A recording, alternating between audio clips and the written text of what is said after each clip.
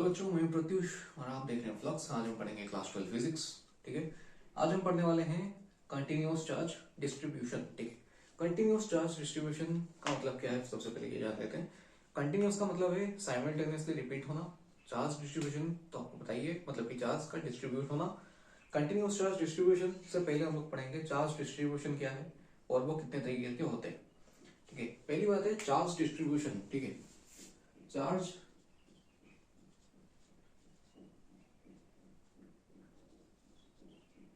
देखिए, charge distribution दो तरीके के होते हैं, कंटिन्यूअस एंड डिसकंटिन्यूअस। डिसकंटिन्यूअस का मतलब होता है कि मतलब एक रिजिड बॉडी है, यहाँ पे मान लो एक रिजिड बॉडी है, यहाँ पे चार्ज डिस्ट्रीब्यूशन अगर ऑन इक्वली हो, मतलब कि कहीं पे ज्यादा कहीं पे कम।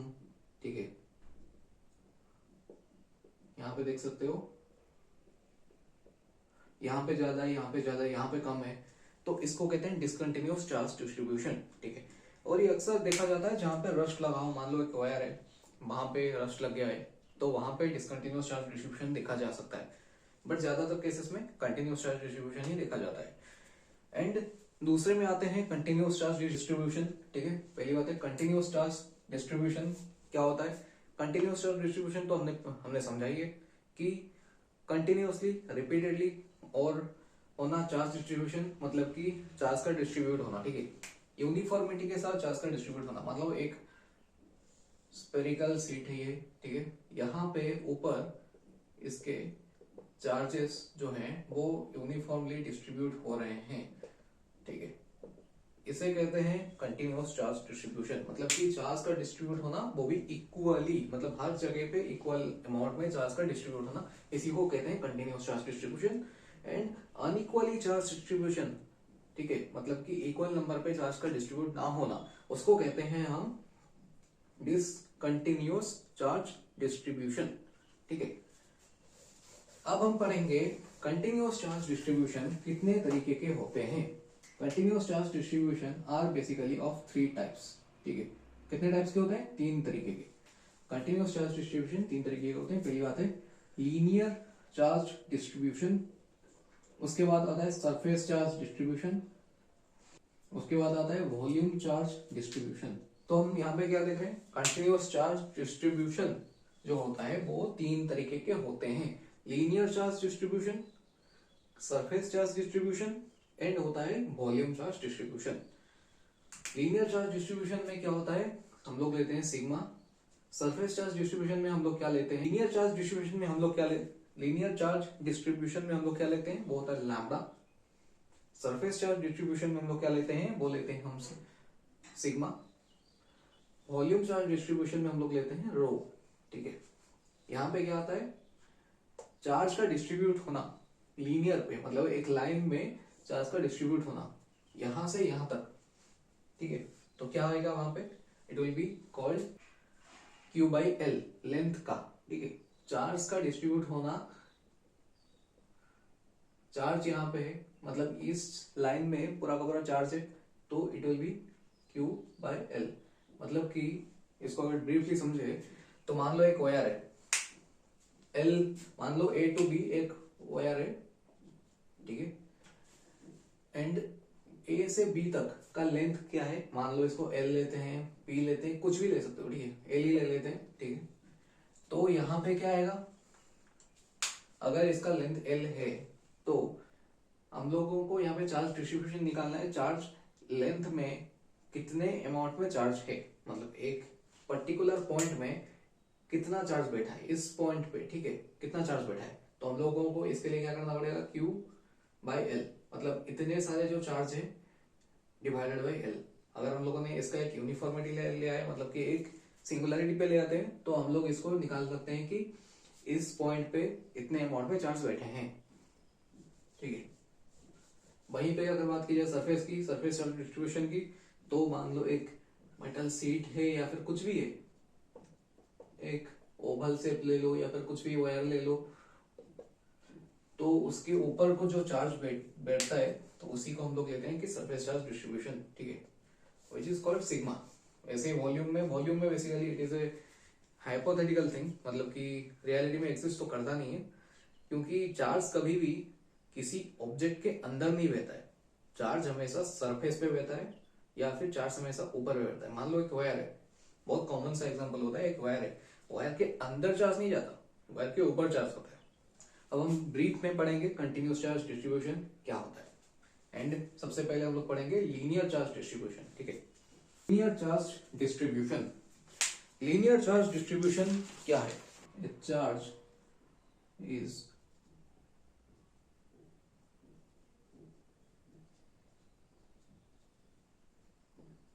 line is called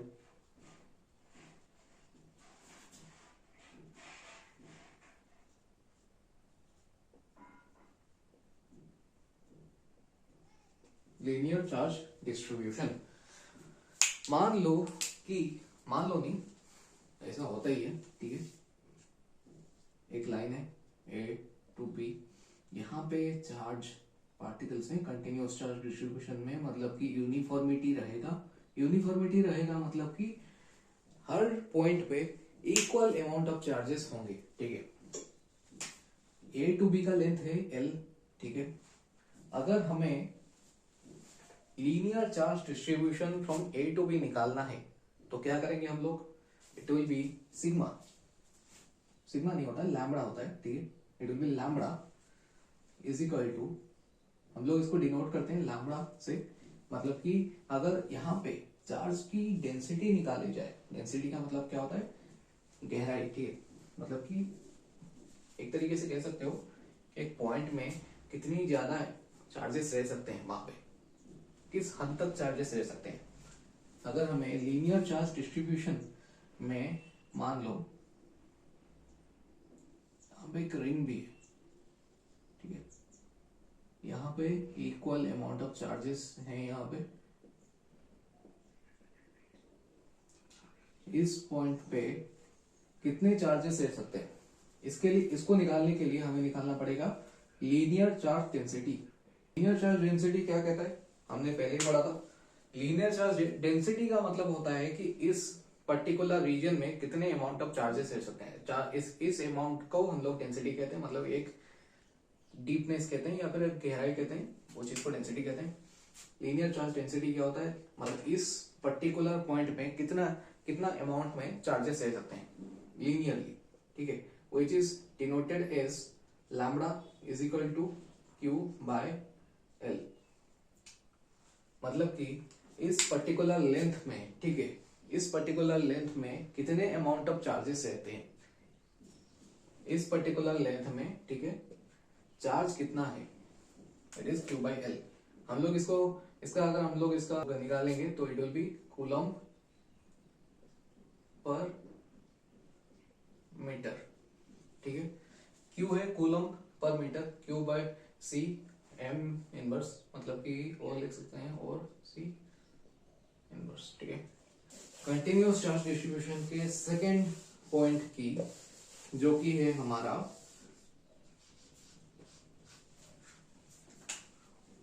सरफेस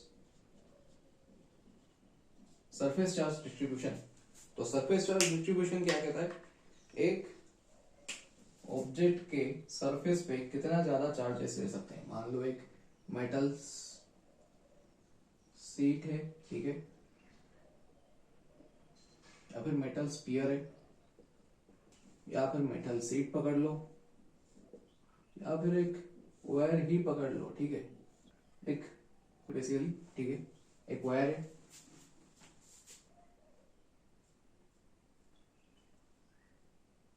ठीक है। चार्ज हमेशा सरफेस के ऊपर ही बहता है, ये एक बेसिक कॉन्सेप्ट है, इसको ज्यादा मुझे समझाने की जरूरत नहीं है। चार्ज हमेशा सरफेस के ऊपर बहता है। अगर आप चार्ज मतलब एक मेटल स्पीयर के अंदर अगर बैठ जाओगे तो आपको कभी भी इलेक्ट्रिक करंट नहीं लगेगा, क्योंकि चार्ज हमेशा सरफेस के ऊपर ही बहता है। मान लो यहाँ पे, मान लो नहीं,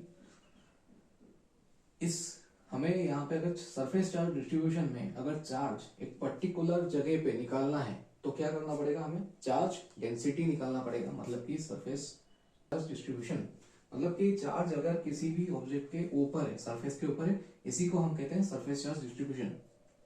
to find charge on a particular region to find the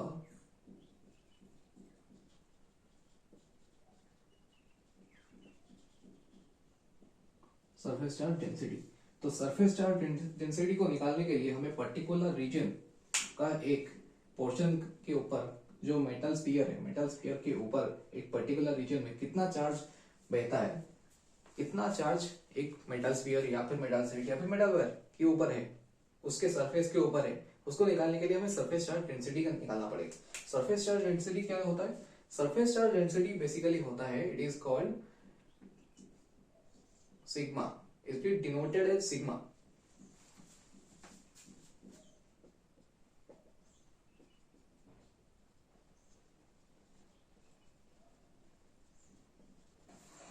sigma is equal to Q by A. मतलब क्या है? यहाँ पे एक पर्टिकुलर रीजन, यहाँ पे सरफेस है, सरफेस का हम लोग निकालते कैसे? मान लो एक स्क्वायर है, ये एक स्क्वायर, इसके स्क्वायर का सरफेस है, स्क्वायर का सरफेस हम लोग कैसे निकाल सकते हैं? सरफेस यहाँ पे एल लेंथ है, यहाँ पे एल लेंथ है, ठीक है। तो अगर एल लेंथ हो गया, मतलब कि अगर हम लोग इसका स्क्वायर निकालते हैं, अगर हम लोग इसका एरिया निकालेंगे, वही उसका सरफेस हो जाएगा। तो यहाँ पे क्या हो जाएगा? इस पर्टिकुलर सरफेस के ऊपर कितना चार्ज रह पाएगा? It will be Q by A. मतलब इस पर्टिकुलर रीजन में अगर चार्जेस हैं, डिस्ट्रीब्यूटेड होते हैं, तो हम लोग इसको डिनोट कर सकते हैं क्यू बाय ए से। मतलब चार्ज पर एरिया, चार्ज पर एरिया, मतलब कि पूरे एरिया में कितना चार्ज है, विच इज, जिसका हम लोग अगर फॉर्मुलेशन करें तो it will be coulomb per metre square. मतलब कि सी, ठीक है, ये इसका फॉर्मुलेशन होगा, ठीक है। अब हम पढ़ेंगे volume charge distribution. Volume charge distribution एक हाइपोथेटिकल सिनेरियो है, मतलब कि ये एक्चुअली होता नहीं है, होता ऐसे नहीं है, क्योंकि चार्ज कभी भी किसी भी ऑब्जेक्ट के अंदर नहीं बहता है, चार्ज हमेशा सरफेस पे बहता है। वॉल्यूम चार्ज डिस्ट्रीब्यूशन में हम लोग यहाँ पे क्या करते हैं कि प्लास्टिक के स्फीयर या फिर प्लास्टिक का बॉल लेते हैं, क्योंकि एक हाइपोथेटिकल सिचुएशन है, हम लोग इसको ये कहते हैं, एक बॉल होता है,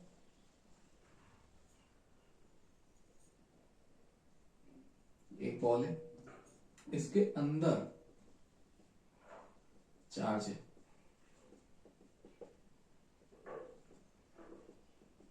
ठीक है, इसके अंदर चार्ज है, मतलब कि इसका वॉल्यूम निकाला जाएगा। इसके अंदर अगर चार्ज बहता है तो कितने अमाउंट में चार्ज बह पाएगा। बेसिकली इसका एक हाइपोथेटिकल सिचुएशन है, बट इसको अगर हम लोग एक वाटर के ऊपर निकाल लें, मतलब एक सॉल्ट वाटर के अंदर निकाल लें, तो चार्ज का वॉल्यूम चार्ज डेंसिटी भी निकाला जा सकता है। मतलब कि एक हाइपोथेटिकल सिचुएशन तो है, बट वहां पे ये हाइपोथेटिकल सिचुएशन वहां पे एक थ्योरी में कन्वर्ट कब होता है? जब हम लोग इसको सॉल्ट वाटर में टेस्ट करते हैं। मान लो इस एक ग्लास है, ग्लास के अंदर पानी है, एंड यहाँ पे सारे के सारे चार्ज जो हैं वो डिस्ट्रीब्यूटेड है,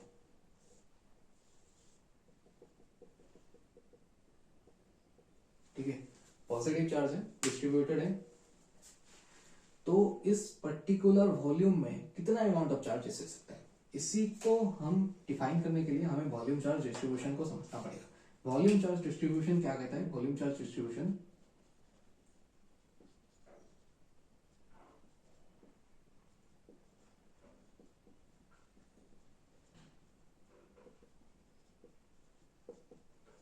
the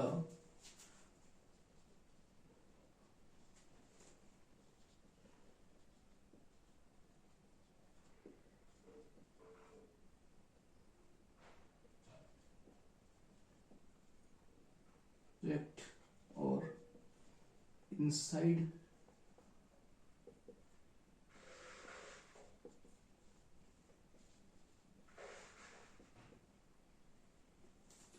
basically volume charge distribution is basically the charge distribution in the object और इनसाइड द ऑब्जेक्ट। मतलब कि चार्ज डिस्ट्रीब्यूट जो हो रहा है, चार्ज जो है, मान लो पानी है, पानी ये सॉल्ट वाटर है, ठीक है,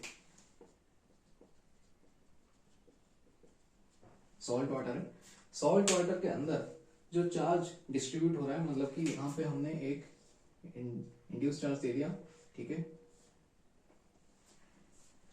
तो इसके अंदर जो चार्ज बह रहा है, चार्ज जो डिस्ट्रीब्यूट हुआ है, ठीक है, या फिर इसके इस मेटल स्फीयर के अंदर अगर चार्ज डिस्ट्रीब्यूट हुआ है तो कितने अमाउंट में, मतलब इस पर्टिकुलर रीजन में कितने अमाउंट में चार्ज है, चार्ज को निकालने के लिए हमें क्या करना पड़ेगा, वॉल्यूम चार्ज डेंसिटी निकालना पड़ेगा।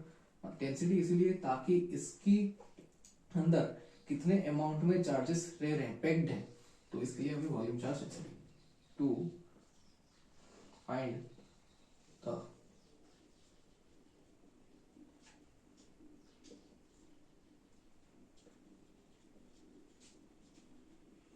sphere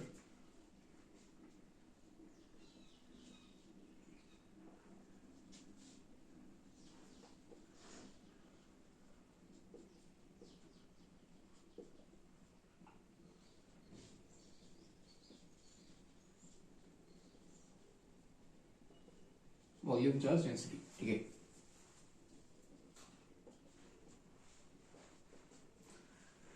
तो इसको हम लोग डिनोट करते हैं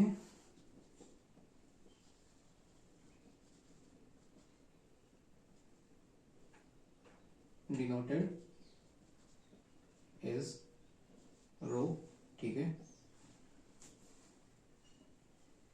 इसका अगर हम लोग फॉर्मुलेशन करें तो it will be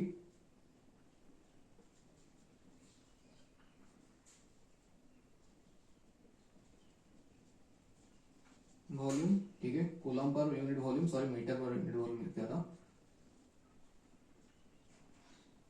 coulomb per unit volume, it is denoted as coulomb per unit volume, मतलब कि सी एम क्यूब, ठीक है। अगर हमें इसका मैथमेटिकली हम लोग क्या कर सकते हैं, rho is equal to Q bye